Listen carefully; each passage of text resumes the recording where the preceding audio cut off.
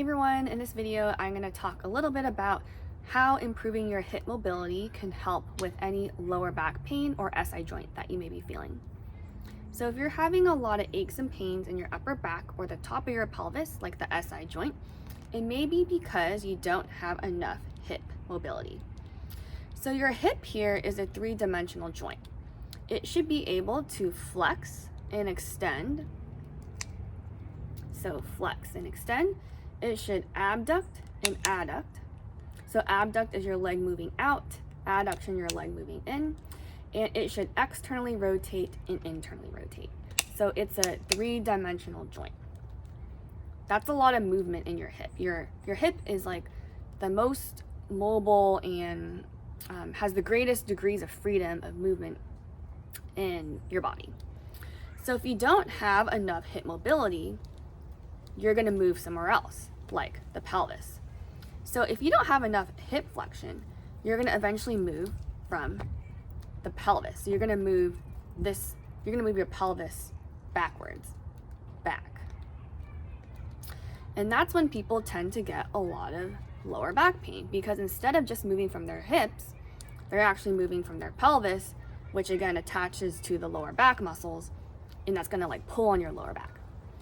So if you are having a lot of lower back pain and you are just like releasing those muscles, stretching your lower back, getting, massage gunning your back, using a lacrosse ball to release those back muscles, it may not be solving the root cause of the issue, because you're just trying to, again, tackle where the aches and pain are, rather than trying to improve the mobility from your hip. So why would the hip be lacking mobility, or why is the hip tight? So your hip joint is held together by muscles. So you have your hip flexors in the front, you have your glutes in the back, and you have some glutes on the side.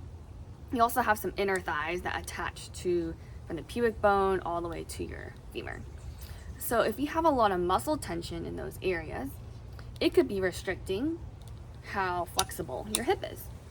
So one very easy way to improve your lower back pain could be to open up your hips by releasing tension in the muscles that attach to the hip joint.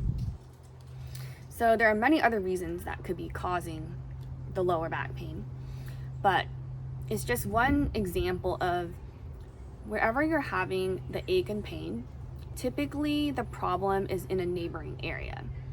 So if one muscle group or one joint is not working well, then a neighboring area, like the lower back or the SI joint, is going to compensate. It's going to overwork itself, and then you're going to have pain.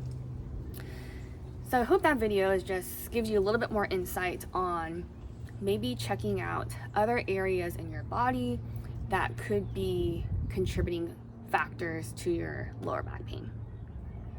I hope that video was helpful.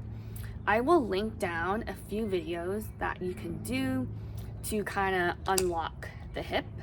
I will show you some like glute releases, some glute stretches, some inner thigh stretches.